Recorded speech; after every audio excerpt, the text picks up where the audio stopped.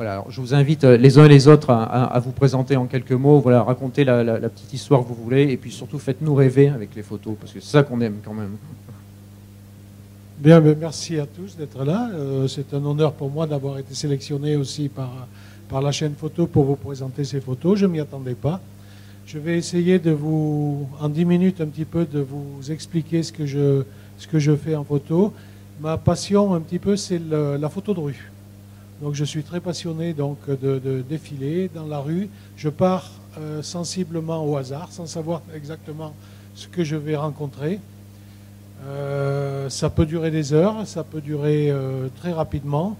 Le tout, c'est d'avoir fait une photo et de dire celle-là, je l'ai faite, je l'ai, elle est à moi. Mais je n'ai pas de but précis.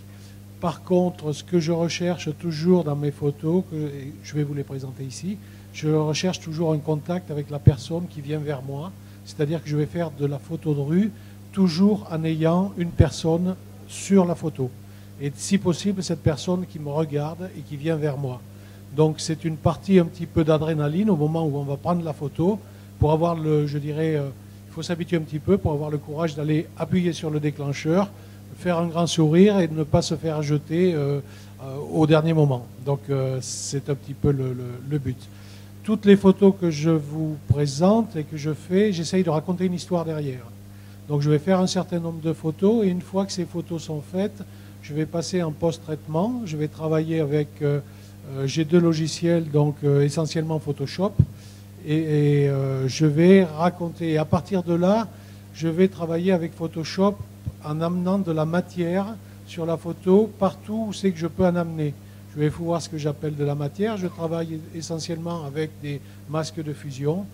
Et il y a, par exemple, sur un certain nombre de photos, des parties de couleurs unies. Je vais ramener de la matière de manière pour donner un petit peu du corps à la photo.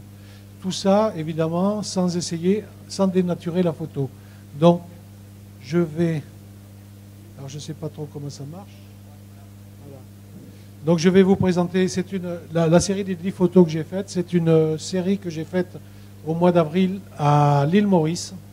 Je me suis promené dans les rues un petit peu de différentes villes. Je vais commencer, donc il y a 4 photos essentiellement qu'on pourrait appeler photos de reportage. Et j'ai 4 photos également, j'ai 4 photos ensuite beaucoup plus graphiques. J'essaye toujours d'amener un petit peu de graphisme. Et je terminerai par 2 photos de portraits que j'ai fait dans l'île Maurice. Donc la première photo, c'est une photo que j'ai fait dans les rues de l'île Maurice, en passant devant une quincaillerie, j'ai appelé la quincaillerie moderne. J'avais des personnages qui étaient ici, donc qui étaient dans cette rue. J'ai voulu les prendre, donc garder cette perspective que l'on pouvait avoir. Et quand je dis à ramener de la matière dans la photo, j'avais la rue elle-même, le pavé de la rue était très gris, très noir. Et j'ai trouvé que sur cette photo, il fallait que je ramène de la matière. Et je suis revenu avec un certain nombre de textures, ramener cette couleur un petit peu jaune du pavé. Donc ça, c'est une première photo qui a été faite à Port-Louis. Donc c'est une photo que j'appellerai essentiellement photo de comment dirais-je, une deuxième photo qui a été faite également là-bas. Donc c'était dans un temple où donc il y avait un certain nombre de personnes qui venaient prier. L'avantage que l'on a à l'île Maurice, c'est que les gens sont très disponibles pour faire des photos. On n'a pas besoin de se cacher, les gens vous invitent à faire des photos et on arrive à faire des choses un petit peu superbes. Là, j'étais passé derrière l'hôtel et j'attendais que les photos se fassent. La matière a été rappelée ici également, on le voit essentiellement dans le plafond, de manière à faire ressortir donc ce genre de photos. Une autre photo également qui a été faite chez un coiffeur. J'étais sur le pas de la porte, donc les personnes m'ont vu donc faire cette photo. Ils n'ont pas eu de problème pour m'accueillir, ils m'ont dérentré, etc. Mais j'ai toujours ramené cette matière donc sur les murs et sur le sol également, qui étaient des sols et des murs unis, bleu ciel. Donc je les ai ramenés, sachant très bien qu'en essayant toujours de ne pas amener la matière sur le personnage. Donc voilà une autre photo de l'île Maurice. Donc c'est plutôt reportage. Une autre photo également donc, qui a été faite ici. Donc je me suis positionné, alors il y a un petit peu de graphisme. Je me suis positionné dans une rue. Le mur était gris complètement à l'arrière. Et ce gris ne me plaisait pas. Et donc avec de la matière, je suis venu coloriser un petit peu ce mur. Ainsi que la porte où on voit une jeune fille, comment dirais-je, une ombre de jeune fille qui passe. Et cette photo, je l'ai intitulée Retour solitaire. Donc c'est la personne qui rentre chez lui et qui rentre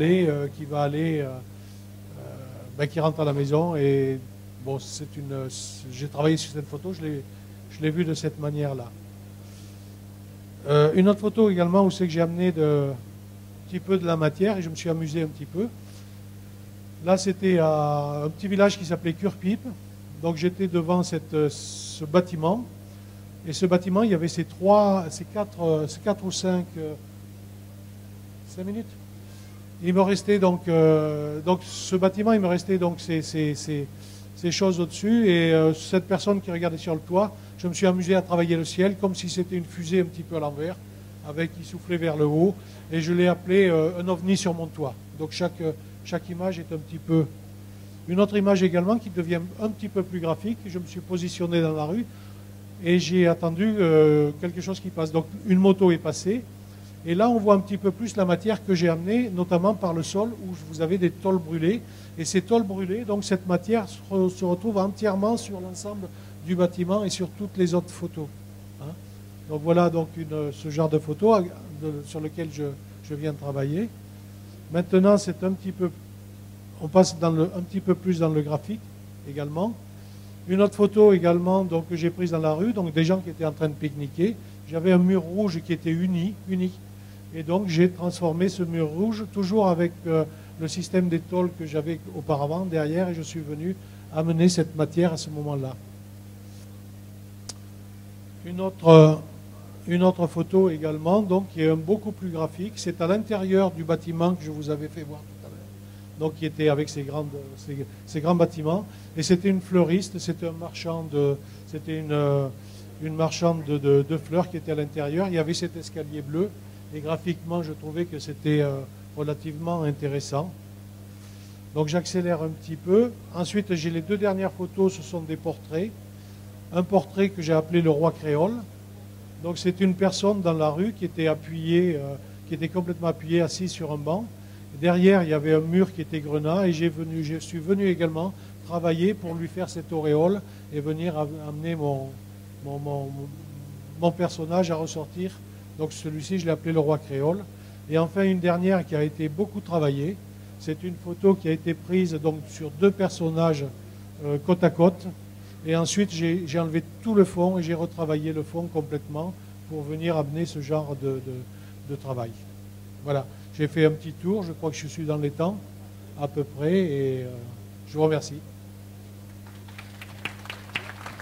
Voilà, merci Bernard. Effectivement, ça mérite un peu plus encore. J'ai pas entendu là. Voilà, super. Il a admirablement joué le jeu. Donc, merci. Alors, la photographe suivante, elle se cache derrière et elle a besoin d'un gros encouragement. Très gros. Donc, elle s'appelle Céline Claret. Et elle m'a dit tout à l'heure dans le coin de l'oreille, mais moi je ne peux pas faire 10 minutes, j'ai pas tout ça à dire, c'est pas possible, je vais faire à peine 5. Qu'est-ce que vous en pensez? Elle a plein de choses à dire. Hein, ouais, elle a plein de choses à dire. C'est parti? Allez. Okay. Bonjour à tous, je suis heureuse d'être ici et de vous montrer mes photos. En fait, voilà. Cette série de photos est extraite d'une thématique que j'ai nommée Apparence à part et qui est en fait un travail de recherche et d'expérimentation autour d'un même motif que j'ai eu envie de travailler de différentes manières. Cette série-là, en fait, j'ai eu envie de parler de l'errance, mais sous forme onirique. Donc, en fait... Alors, il faut savoir que ce sont toutes des photos de nuit, que j'ai un peu retravaillé la lumière, certaines sont particulièrement claires. Donc il s'agit d'un personnage qui est toujours dehors, dans la rue, Pourquoi ça marche pas? Attends. Ah, voilà. Toujours dehors, dans la rue,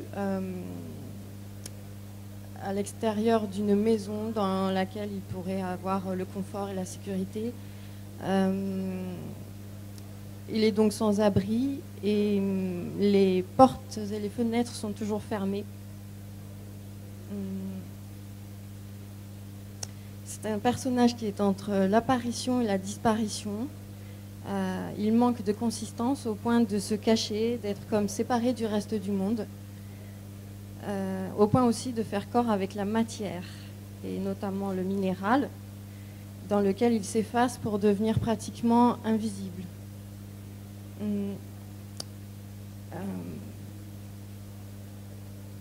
En fin de compte, il n'est pas rare que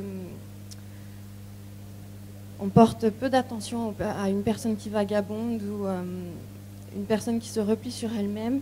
Et c'est pourquoi j'ai eu envie de représenter ce personnage errant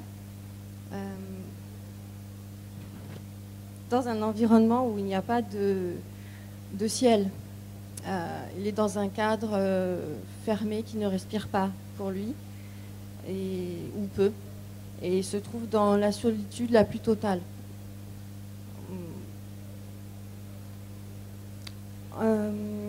Il se confond avec la pierre et le bois. Les murs sont décrépits ou fissurés. Et en fin de compte, c'est un environnement extérieur qui est là pour représenter son état intérieur.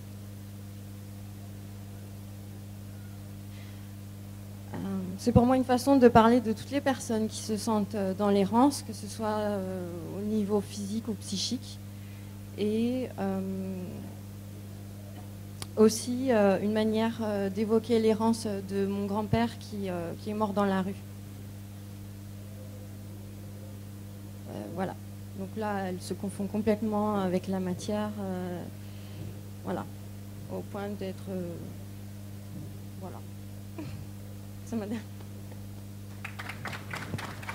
Merci.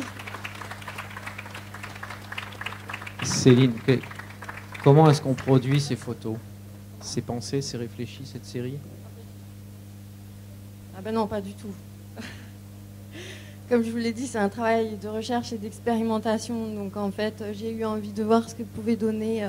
En fait, le motif que j'ai eu envie de travailler de différentes manières, c'est autour de la transparence. Et donc, c'est pour ça que j'ai eu envie de voir, d'essayer différentes couleurs. C'est pour ça que les photos sont un peu disparates en fait. C'est pas toujours la même échelle de plan, la même couleur. Ce que je voulais, c'était vraiment voir ce que pouvait donner un personnage en transparence la nuit. Voilà. C'était pas du tout réfléchi. Voilà. Et alors, ça fait quoi de présenter ça sur le salon de la photo? Ça va mieux maintenant? Elle mérite franchement un gros encouragement. Franchement. Hein, elle a joué le jeu, surtout. C'était vraiment l'idée. Et merci. Alors, notre photographe suivant s'appelle Thomas Delahaye. Thomas, attention, c'est parti. Alors Thomas, lui, il nous a interpellés avec une série sur les papillons que nous allons découvrir tout de suite. 10 minutes, 10 photos. Allez, go. Bonjour à tous. Donc on va partir dans un autre monde, un peu la macro et plus précisément la proxy photo. Donc j'ai 31 ans, je m'appelle Thomas Delahaye, donc je suis un grand passionné de papillons. Plutôt nature, donc, et tout ce qui implique à savoir être seul et être tranquille, et puis essayer de voir des choses qu'on ne voit pas forcément tous les jours. Et voilà, on entre dans un monde un peu plus petit, quoi.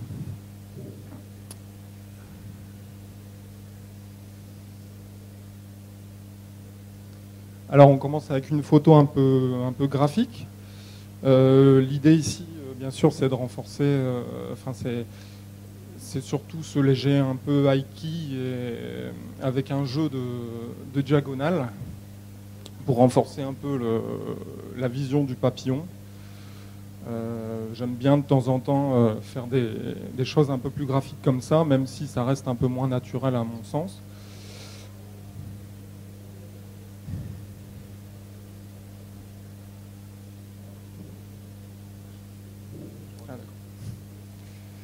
Voilà, ici on part sur une photo en sous-bois. Donc j'utilise principalement un Canon 7D puis un 100 mm macro.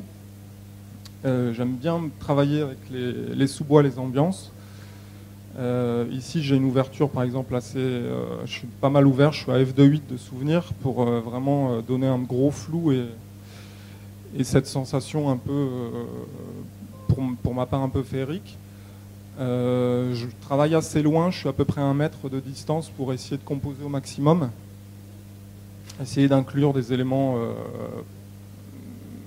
de la faune autour et tout ça, pour sortir un peu d'une vision naturaliste. L'essentiel, j'essaye vraiment de travailler les ambiances en fait. Voilà, on repart sur une graphique. Avec encore un léger Aiki fait un peu à la prise de vue et poussé après en post-traitement, mais très léger, puisque j'utilise que Lightroom. Ici, l'idée, bien sûr, c'est le côté graphique avec ce roux-doudou, et donc le carré s'y prête plutôt assez bien.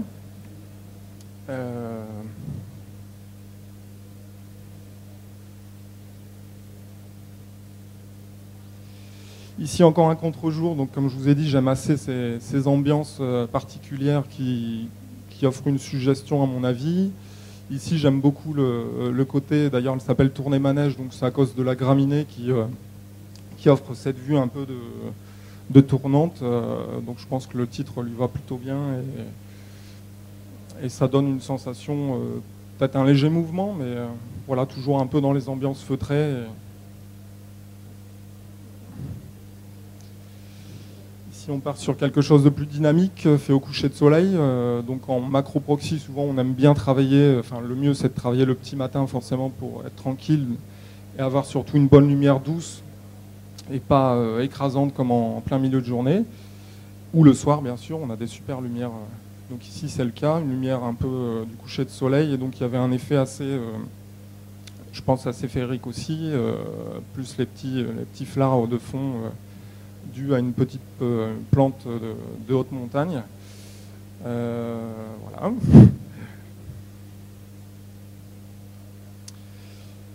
Ici, bon, elle est peut-être un peu moins artistique, mais je l'aime beaucoup parce qu'on a un dortoir de gazé, donc c'est les papillons de temps en temps, ça se rassemble pendant la nuit pour faire dodo.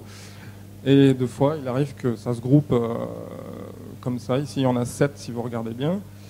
Et donc bon, c'était surtout pour la prise, mais j'aime beaucoup quand même l'ambiance qui se dégage, un peu plus sombre et plus dramatique. On continue avec un contre-jour, toujours en lisière de forêt ici, toujours à la montagne. On voit d'ailleurs un peu les traits des arbres au fond. Et le lever de soleil le petit matin, voilà, avec un Apollon. Pareil ici, surtout une grosse ambiance contre-jour. Et l'idée bien sûr du papillon qui est assez blanc pour faire ressortir ce dernier dans le noir du contre-jour. Ici celle-là elle est un peu plus spéciale aussi dans le sens où j'ai pas mal travaillé le fond en utilisant une technique auquel il faut penser de temps en temps, c'est-à-dire que je mets mes doigts en plus devant l'objectif pour essayer de moduler le fond, parce que d'habitude on pourrait avoir que des flards normalement assez ronds, et quand on met d'une certaine façon ses doigts devant l'objectif, on a toute une modulation de ces flards qui font un peu comme des petits diamants. Et en plus de ça, le soleil était assez fort ce jour-là, je me souviens, et j'ai tenté de le coincer une partie, donc en travaillant à main levée et avec ma main gauche. Donc c'était pas forcément facile pour cette prise de vue. Mais j'aime bien le côté assez féerique aussi pour moi de cette photo. On arrive à une de mes préférées de cet été. Donc pareil, contre-jour le soir, avec le soleil qui transperce le papillon et une légère pluie. Donc c'est fait à la prise de vue. J'ai juste retouché le fond en exposant un peu plus le fond parce que sinon le papillon serait cramé à la prise de vue.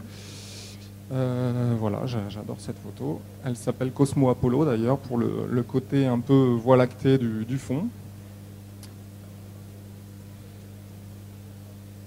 On continue et on finira dessus sur une autre ambiance. J'aime les choses donc assez dépouillées. On revient sur quelque chose peut-être un peu de légèrement ambiant et graphique, avec ce papillon qui se sent un peu seul et un effet de texture que j'aime beaucoup dans les tiges et dans les tons. Voilà. Voilà en gros mon univers et j'espère que ça vous a plu. N'hésitez pas si vous avez des questions. Merci. Et merci à la chaîne photo. Voilà, merci Thomas. Il a su lui aussi respecter le timing et c'est fabuleux, ils sont bons aujourd'hui quand même. Hein. Franchement, ça mérite pas encore un petit quelque chose? Voilà. Alors, sur nos 5 photographes, il nous reste 2 personnes à découvrir. Le suivant s'appelle Jean-Christophe Cross. Et lui, il va nous emmener dans un monde totalement différent de ce qu'on a vu précédemment, je crois. Donc, je vais lui laisser la parole.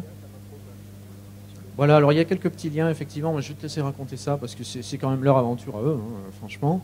La flèche droite pour naviguer. Voilà, c'est parti. Donc bonjour à tous, je m'appelle Jean-Christophe et merci pour l'accueil à la chaîne photo. Donc j'ai une petite série qui s'appelle Boat et vous allez comprendre pourquoi.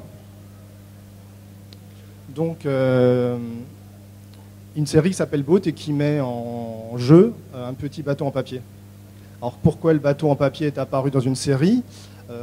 De manière parallèle à la photo, j'ai un travail on va dire d'écriture de poésie pour être plus concret et un jour, ou peut-être une nuit, comme disait la chanson, j'avais un certain nombre d'écrits qui ne me convenaient plus et j'ai décidé de m'en séparer. Mais au lieu de les mettre à la benne, j'ai emmené la pile de papier, il y a un canal pas loin de chez moi et j'en ai fait des bateaux. Et les écrits finalement ont pris l'eau et ils ont sombré. Et inconsciemment, c'est comme ça que j'ai fait la première fois un bateau en papier. Ce bateau s'appelle Chant du Cygne. Parce qu'à partir de ce moment-là, je vais essayer de travailler sur le principe de la disparition de l'accident. Parce que manque de peau, le bateau en papier, au bout d'un moment, ça coule. Donc je vais me servir de ce prétexte et provoquer moi-même la disparition et essayer de faire en sorte de mettre en jeu, si vous voulez, le bateau dans différentes situations. Donc là, c'est le Chant du Cygne, donc le bateau qui va sombrer. Mais parallèlement à ça, finalement, c'est dans un verre d'eau. Donc finalement, si vous voulez, la dramatisation de cette photo, elle est réduite à pas grand-chose finalement. Alors, cette image s'appelle La chute ou par-dessus bord. Donc en fait, ça c'est une photo d'une installation que j'avais faite. Donc il faut imaginer une grande salle dans laquelle il y avait des grandes bouées bleues remplies d'eau. Tout autour de comme ici, le mur était épais et il y avait tout plein de bateaux qui venaient comme ça à la queue leu-leu avec des plongeoires. Et en fait, comme si le bateau, devenu fou d'être séparé de son milieu naturel, de l'eau, voulait en finir en fait. Et voilà, donc ils vont un par un, ils vont mettre fin à leur jour comme ça, voilà. Donc ça, c'était une photo d'une installation qui est venue par la suite faire partie de cette série. Alors ça, c'est une autre chose qui explique la série Boat, mis à part le lien avec l'écriture et la disparition avec l'accident, c'est la macrophotographie, parce qu'à un moment donné, pendant 1 an, tous les matins, je passais ma journée à les photographier. Et une fois, comme bien souvent, j'ai été frustré parce que la petite sauterelle que j'avais mis 3 ans à cadrer, elle s'est barrée. Et dans ma poche, j'avais toujours une petite boîte en plastique avec pas mal de petits bateaux. Et je me suis dit, la petite plante, là, j'aimais bien. Donc j'ai juste pris un bateau et je l'ai posé. Je me suis dit, toi au moins, tu partiras pas. Donc du coup, ça a commencé. Il y en a plusieurs comme ça dans ma série. Ça s'appelle l'échoué. Quelque part, c'est comme si du coup le bateau il était posé quelque part. Vous imaginez que le niveau de l'eau a baissé, a disparu. Donc du coup, c'est comme s'il atteignait le fond marin et que finalement la fougère, ça pourrait faire office d'algue, si vous voulez. Voilà, il y a quelque chose comme ça. En fait, le postulat numéro 1, c'est si tu veux pas que le bateau coule, sépare-le de l'eau. Mais en même temps, c'est vrai que dans l'imaginaire, souvent un bateau en papier, c'est lié au bateau. Et toute la difficulté après, c'est de le faire fonctionner quand même, mais par d'autres artifices. Donc là, voilà, là on va dans quelque chose de plus onirique qui s'appelle la voile nervure, en fait. Voilà, c'est un petit cut, un petit collage entre un élément végétal et puis un petit bateau. Alors le bateau, basiquement, on pourrait dire, voilà, il y a une métaphore au voyage. Mais là, comme ça nous amène peut-être un petit peu autre part qu'un bateau, on va dire, basique en origami. Voilà. Alors voilà une autre image avec, ça s'appelle l'échappée 2, donc là encore un bateau qui, alors là, la faible profondeur de champ, comme ça, le flou, on imagine quelque chose de vaste, je sais pas, comme là, une plaine du Nevada, et le bateau est posé là et il observe, il y a quelque chose un espèce de monde qui s'ouvre à lui. Alors l'autre moyen pour le bateau, finalement, de continuer à évoluer, c'était que le bateau, finalement, se mette à voler. Donc ce bateau, cette photo s'appelle l'envol, et finalement, on pourrait dire que c'est une évolution au sens de Darwin, c'est le bateau qui va avoir des ailes peu à peu, et qui va finir par, qui voudra en tout cas tenter de s'envoler. Donc voilà, là il y a des bateaux qui n'en démordaient pas, ils ont quand même essayé d'accoster dans un milieu. Donc là il se trouve que la photo s'appelle Cratère, et voilà un bateau qui a élu domicile dans une tranche de gruyère. Voilà. Donc parfois il y a des modes un petit peu plus poétiques, oniriques, et parfois il y a des choses plus, on va dire, pas plus grinçants, mais plus ironiques, peut-être un petit peu des fois différents modes d'utilisation du bateau. Celle-ci, ça s'appelle le passeur. Alors ça fait aussi bien le bateau qui passe, alors on pourrait croire la barre qui passe d'un monde à l'autre, comme par exemple dans la mythologie grecque avec le passeur Charon, où il y a aussi le miroir, ça pourrait faire penser peut-être à Alice au Pays des Merveilles. En même temps, c'est tout ça à la fois et pas. Et puis à côté, finalement, il y a, ça serait le passeur. Donc c'était le moyen aussi dans cette série d'incorporer un petit peu, d'essayer la notion d'autoportrait comme ça, avec des fragments, on va voir plus tard, et de mêler les deux. C'est le seul diptyque de la série, celui-ci diptyque étant 2 photos en formant qu'une en fait. Donc ça, c'est un autre photo-fragment qui s'appelle accostage en bord de lèvre. Au début, j'ai commencé en expliquant le lien entre dans cette série l'importance à l'écriture. Et finalement, peut-être, moi je le perçois comme ça, le bateau qui est sur une lèvre, finalement, c'est quelque part. Alors, est-ce que c'est parce que c'est la bouche? En tout cas, il y a une notion avec le langage, la communication. Est-ce que le bateau, il part? Où est-ce qu'il arrive par rapport au langage, à la communication peut-être, et le silence d'une manière plus globale. Ça, c'est une autre série qui va avec le passeur et le accostage en bord de lèvre, qui s'appelle Au confluent de l'œil. Donc là, finalement, le bateau, il se trouve à proximité de l'eau, mais finalement juste d'une goutte d'eau, d'une larme, et il est un petit peu, si vous voulez, voilà, échoué au large de l'œil, si vous voulez, voilà.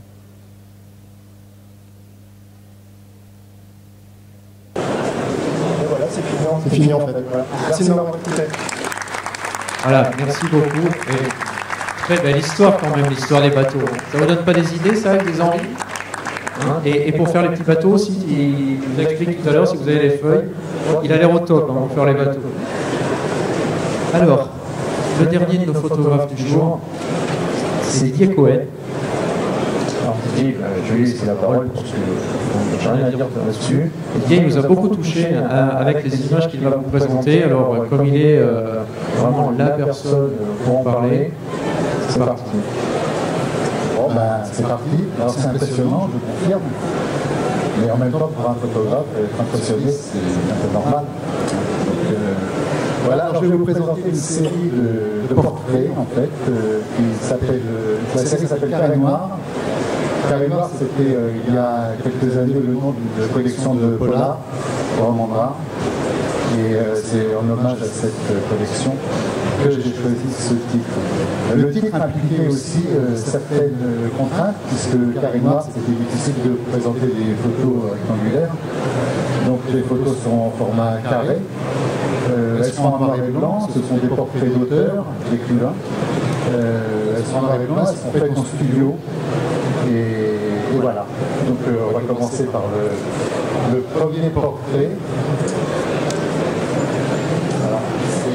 C'est un écrivain finlandais qui s'appelle Arni Toarinsson, que vous devez connaître, forcément. Moi, je ne le connaissais absolument pas. J'ai croisé cette personne dans un salon. Quand j'ai commencé ma série, je connaissais pas mal d'auteurs de polar, parce que j'en ai écrit moi-même il y a longtemps, dans une vie antérieure. Et j'ai eu envie, il y a 4-5 ans, de renouer un petit peu avec ce monde et ces gens que j'aime beaucoup. Et voilà ce qui m'a frappé quand je l'ai vu, parce que je ne connaissais pas du tout ses livres. Quand j'ai vu cette personne, c'était il est très calme, très posé, très. Je ne vais pas que je fasse trop long en même temps. Et moi, j'étais un peu accroché par son physique. Je me suis dit, il a une gueule, il a une bonne gueule. Et voilà, ça m'a décidé quand même à communiquer avec lui. C'était pas évident parce qu'il parle un peu anglais et moi très peu aussi. Mais il a accepté, il est reparti en Finlande et un jour j'ai eu un mail de lui. Il est passé 2-3 jours à Paris pour un salon. Et donc du coup, il est venu me poser. Ça s'est vraiment très bien passé. J'aime beaucoup cette photo parce qu'il y a à la fois le côté tendre de la personne et le côté inquiétant qu'on arrive à capter dans le regard quand même. Voilà. Bon, ça c'était pour Arni. Alors voilà une dame que je respecte beaucoup, c'est Daniel Thierry. Daniel Thierry, je l'ai rencontré il y a une quinzaine d'années. J'étais scénariste à l'époque, c'était encore une vie antérieure. Je faisais des séries pour la télé. Je suis parti d'un de ses livres qui n'était pas vraiment un polar, qui était plutôt autobiographique, parce qu'elle racontait son enfance. Et ça a donné la série numéro 1. Je ne sais pas si vous avez eu l'occasion de voir à l'époque cette série avec Sophie Duez et Olivier Marchal. Et Daniel était à l'époque encore en fonction, elle était commissaire de police. Elle avait 200 hommes sous ses ordres. Elle dirigeait la PAF, à l'époque ça s'appelait la police de l'air et des frontières. Donc c'est vrai que je n'en menais pas large quand même. Mais comme elle a un petit côté Agatha Christien, c'est ce que j'ai voulu faire ressortir dans ce portrait. Il s'agit de Didier Laninx. Alors Didier Laninx est un de nos plus grands auteurs de polar en France. Il a un seul problème, c'est que face à l'objectif, il est totalement figé. C'était un peu compliqué pour moi. C'est quelqu'un que je connais très bien depuis très longtemps. Et quand même, le fait que je sois moi-même auteur, écrivain, scénariste, ça mettait quand même les gens en confiance. Les auteurs ne sont pas des gens faciles à photographier vraiment. Ils n'aiment pas trop se monter. En général, on ne connaît pas trop leur visage. Moi, c'est ça que je voulais faire. Je voulais vraiment montrer leur visage. Voilà. Et ça s'est finalement bien passé avec ça. C'est marrant parce que quand je lui ai envoyé la photo, il m'a dit c'est drôle, on pourrait mettre des règles de mots croisés. On pourrait mettre des cases noires et mettre des définitions, voilà. Il s'agit d'Eric Young. Eric Young est lui aussi un ancien flic. Un ancien flic qui a eu beaucoup de malheur, parce que c'est un flic qui a voulu parler de ce qui se passait dans la police à une certaine époque. Il a été à la fameuse brigade BRI de Paris, anti-gang. Et il a été mis sur l'affaire Jean de Breuil, qui a été assassiné il y a une trentaine d'années, alors qu'il aurait été sous surveillance. Et il a voulu parler là-dessus, c'était l'exclure de la police. Du coup, il est devenu journaliste, écrivain, homme de radio. Il a produit plein d'émissions de radio sur mystère, crime, etc. Et c'est une personne fascinante, parce que c'est une personne qui est énorme, il est vraiment énorme au sens propre du terme, mais au sens figuré. Et quand il est venu à la maison, j'avais remarqué qu'il s'était placé toujours avec sa canne, parce qu'il avait du mal à marcher. Et je voulais que la canne intervienne chez normalement, je ne mets pas d'accessoires, jamais, un portrait. Et là, j'ai pensé que sa canne était vraiment une partie constitutive de sa personne. Alors on a essayé plusieurs poses avec la canne, mais ça ne marchait pas. Et c'est lui finalement qui a eu l'idée de cette pose-là, et voilà, c'était fait. Celle-là, c'est Franck Tillier, c'est un jeune auteur très en vogue en ce moment, qui marche bien. Je l'ai rencontré un petit peu par hasard aussi. Et il est venu à la maison, toutes les photos se passent chez moi. Je transforme mon salon en studio à l'occasion. Et donc, je trouve que c'est plus convivial de recevoir les gens chez soi. Et Franck, j'avais un gros problème parce que je voyais, je travaillais en numérique avec un 5D, donc je voyais passer des photos sur l'écran et il est trop gentil, quoi. C'est un grand adolescent, il est très fluet, il n'a aucune violence en lui, enfin, apparemment. Mon rôle, c'est d'aller la chercher, la violence. Et donc j'ai eu l'idée, en fait, je ne dominais pas trop bien le studio encore, hein. Ça va mieux maintenant, mais quand j'ai fait cette série, j'avais des noms. Et j'ai eu l'idée d'utiliser un réflecteur argenté que j'ai collé sous la poitrine, de manière à allumer quelque chose d'un peu machiavélique dans le regard, quoi. Et voilà, quand j'ai vu la photo, j'ai dit bon, ça c'est bon, et la photo m'a été achetée par son éditeur, pareil sur ses livres, etc. Donc voilà. Même chose avec Henri Lovenbruck. Alors lui, c'était un nom catégorique quand je lui ai demandé, quand j'ai proposé de le faire rentrer dans le carré noir. Il m'a dit non, je ne sors pas bien en photo, j'ai des mauvaises photos de moi, etc. Donc j'ai quand même, je suis accroché, il faut s'accrocher en fait, quand on veut vraiment faire quelque chose, il faut s'accrocher. J'ai insisté, j'ai appelé, je suis allé le voir à une signature dans une librairie, et finalement il est venu et j'avais décidé avec lui parce qu'il a un look quand même assez impressionnant. Enfin, et il a les cheveux perchlorés, il a ses yeux bleus absolument incroyables. Alors, en noir et blanc, vous allez me dire les yeux bleus, ça ne se voit pas forcément. Mais du coup, j'ai vraiment travaillé sur ses yeux, quoi. Voilà. Il était très content de la photo aussi. Alors ça, c'est un souvenir assez émouvant. C'est Joël Loussin. Joël Loussin qui est un vieil auteur de polar. Il est toujours très actif. Et là, c'est la seule photo pour laquelle j'ai été obligé de me déplacer, d'aller chez lui. Parce qu'il est malade, il ne peut pas bouger. Et Joël, je le connais depuis très longtemps, mais c'est lui qui m'a demandé. En fait, je n'avais pas pensé à le photographier parce que je connaissais ses problèmes d'image un petit peu. Et c'est lui qui m'a, quand il a vu mes premières photos paraître sur des sites ou sur Facebook, et il m'a dit, mais moi je veux y être. Donc c'est sympa. Donc je suis allé chez lui avec juste un flash, un bras noir que j'ai collé derrière lui, et puis un réflecteur, et puis voilà. Et quand je lui ai envoyé ces photos, on était mis d'accord sur celle-là. Et alors je vais vous citer juste la phrase, parce que c'est vraiment là où on sent dans l'affaire à des auteurs. Il m'a dit, bon... alors il m'a écrit, je voulais juste savoir, il dit, on ne dirait pas un auteur français, en tout cas il fait voyager, on ne sait pas où, mais on sent que ça ne va pas être du tout repos. Et je crois que ça ne pouvait pas trouver de meilleure définition sur cette photo, et là il y a un côté, je trouve tragique un peu dans la photo, que moi je ressens très fort. Voilà. Donc ça c'est Marie Vindy.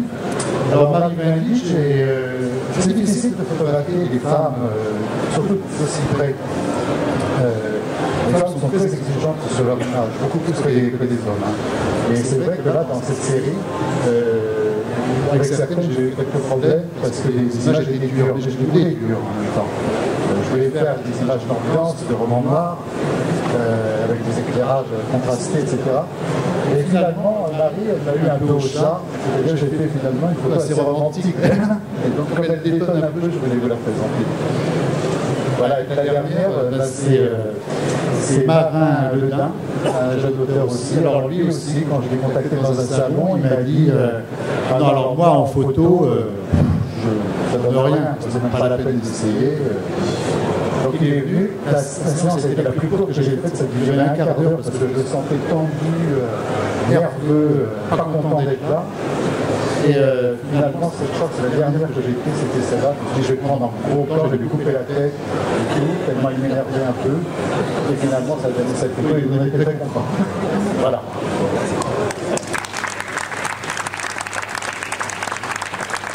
Merci Didier. Très très belle aventure aussi. C'est une belle histoire. Félicitations. Je crois qu'il mérite à nouveau les applaudissements. C'est qu'en fait, c'était un retour aux sources pour moi, parce que la photographie, c'est mon amour de jeunesse. C'est ce que j'ai commencé à faire quand j'étais très jeune. J'ai interrompu parce que j'ai mal tourné, je me suis mis à écrire. Et il y a 4-5 ans, je me suis dit qu'il fallait que je revienne à ça. Ça me travaillait vraiment. Bonne idée. Voilà, merci en tout cas pour avoir suivi cette série. Je crois qu'ils méritent tous à nouveau, ils sont tous encore par là, donc Bravo à tous les 5. C'était pas un exercice nécessairement facile au départ. C'est vraiment une première pour nous sur ce stand que de vous proposer ce type d'animation. Je crois qu'on va replancher pour les années suivantes. Il y a un petit truc à faire. Vous pouvez retrouver ces photographes-là et plein d'autres photographes dans le magazine La Chaîne Photo. Vous allez sur le site lachaînephoto.com, vous avez les petites cartes. C'est un magazine mobile au sens où vous pouvez le consulter sur tablette, un magazine électronique, donc vous pouvez le consulter sur tablette, smartphone, ordinateur et tout ce que vous voulez. Ça se télécharge gratuitement. Vous abonnez, c'est gratuit. On vous demande juste un email pour vous envoyer après des bonus, d'autres e-books de photographes, leur actualité, il y a la newsletter qui arrive, il y a plein de choses qui vont se mettre en place. Le magazine, il est né l'an dernier à la même époque au salon. On sort un numéro tous les 3 mois. On vient de sortir le 4e numéro, le spécial noir et blanc, au mois d'octobre. Si jamais vous êtes sur le salon lundi, petite pub au passage, nous avons une belle rencontre lundi à 13h avec Laurent Baheux qui est en couverture du numéro 4, qui fait des photos de faune africaine en noir et blanc. C'est juste fabuleux, venez. C'est le 11 novembre, c'est férié, venez au salon. Voilà, une fois de plus. Merci à tous les photographes, merci au public. Très bon salon aujourd'hui à tous.